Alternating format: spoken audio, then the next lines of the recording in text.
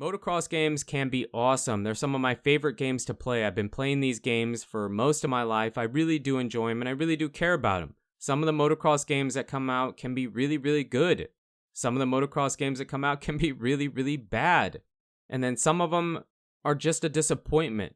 Whether that's because the games before them were so much better and we expected more, or because maybe there was a bunch of time in between installments and we thought that with that much time, the game would have been better.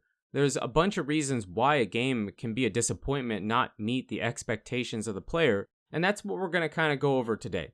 3 motocross games that disappointed for whatever reason. It doesn't mean they're going to be bad forever or they stayed bad forever, but upon release, they were a bit of a disappointment. So let's jump into this and check out number 1. First up, we have Supercross 4. Now, this list is in no particular order, but Supercross 4 was an easy game to pick out as a disappointment, in my opinion. The reason I say that is because Supercross 1 was great, considered by many to be the best in the series. Supercross 2 was okay. It was a pretty good game, a bit of a step back from 1, but still very good.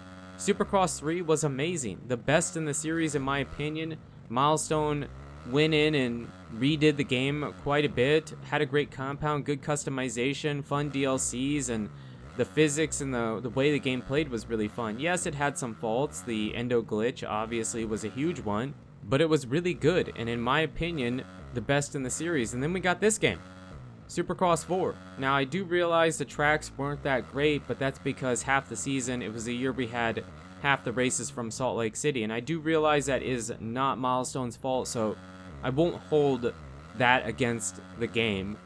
But the physics weren't as good. The in-air physics were odd because it felt like you got so much airtime. Like, we were in the air almost too long sometimes. And yeah, we got the 2-strokes. That was probably the best part about this particular game. They were DLC. Eventually, Milestone does release them just as stock bikes in the game, so free in the game. But the compound was terrible. We had just gotten the factory test track compound from Supercross 3. Supercross 1 compound was okay. Supercross 2 had 2 really good compounds. One is DLC, and then this compound, which was boring. The Supercross tracks were tiny and not fun.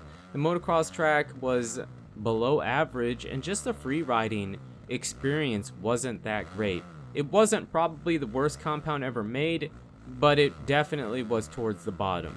The customization was getting to the point where they were reusing a bunch of stuff from either MXGP or Supercross. The career was okay. It wasn't amazing, but it was okay. But just the biggest reason was because it isn't as good as the past 3 games before it, specifically number 3. So to have such a great game come out in Supercross 3 and then get Supercross 4 here as a huge disappointment did kind of suck. It did kind of suck, and maybe you think Supercross 5 or 6 are worse. I'm not going to disagree, but I'm going to say that this was a huge disappointment when it came out because the 3 games before it were pretty good. And this game, still to this day, is a disappointment because typically Milestone releases some DLC, just a couple DLCs after the game releases, and then maybe a patch or 2 to fix a few game-breaking bugs, and that's it. So the game hasn't really changed since it released, and that is why it is on this list for most disappointing motocross games.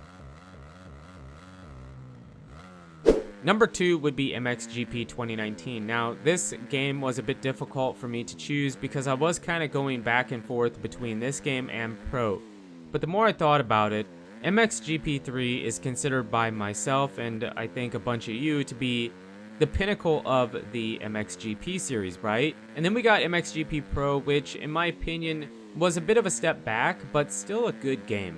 Similar to what Supercross 2 was, it wasn't maybe as good as 1, but it was still good. Well, MXGP Pro, same thing. Not as good as MXGP 3, but still pretty good.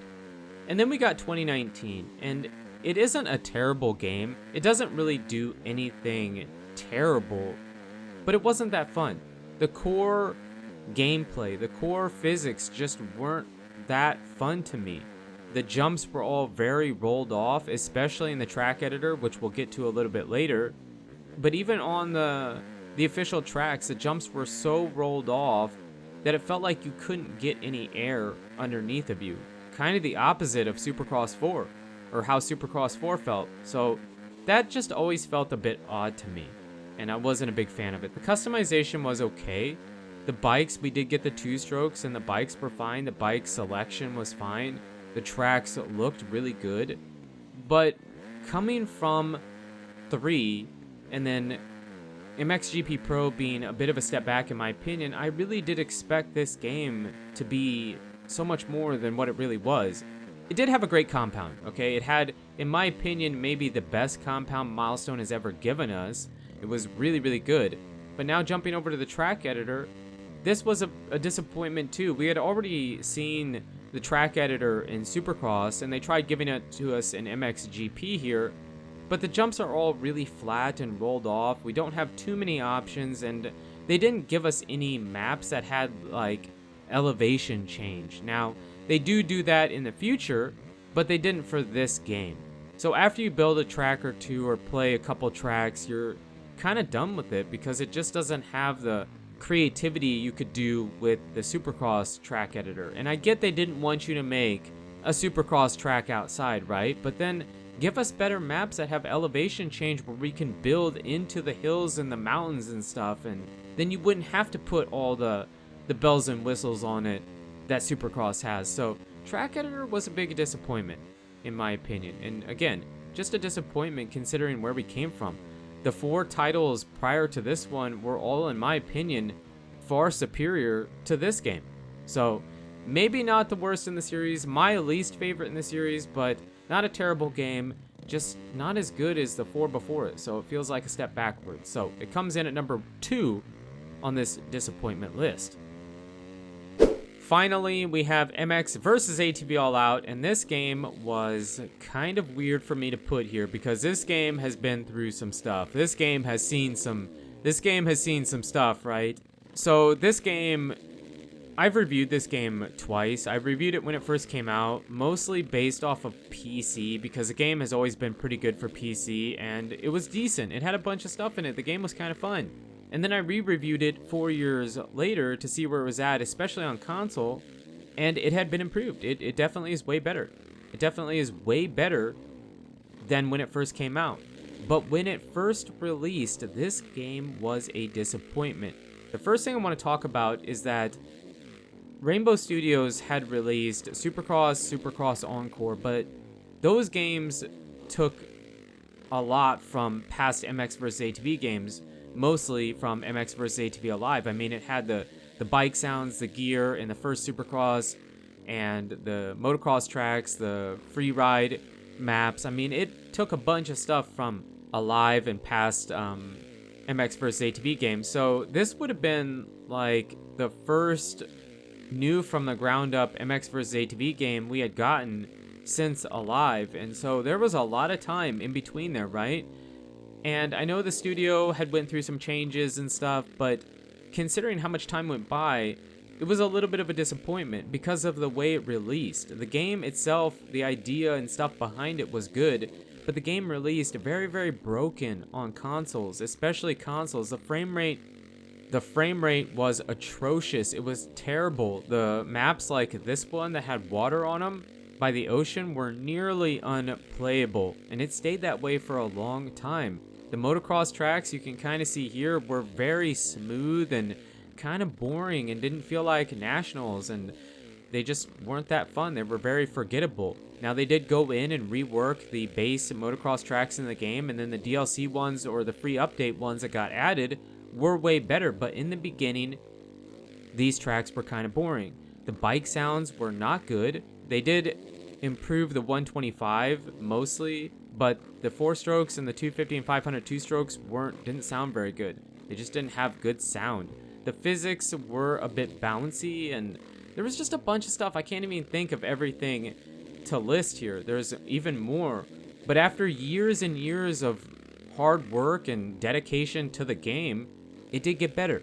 The bounciness did improve. The motocross tracks did get better. Even the stock ones, they reworked, and the DLC and free update ones were way better. The bike sounds didn't really, I mean, yeah, the 2-stroke 125, but the rest of them not so much, but the game did improve. The performance on console did get to like 30 FPS, I think, so it was acceptable, but when it released, it was a disappointment. It was a huge disappointment. Maybe the biggest disappointment on this list for me, but let me know in the comments what you guys think, what your list would be, and if you agree with any of this, and we can go from there, have a discussion. But you guys and girls are absolutely amazing. Thank you so much for the support on the channel lately. It really does mean a lot, and until the next video, take it easy.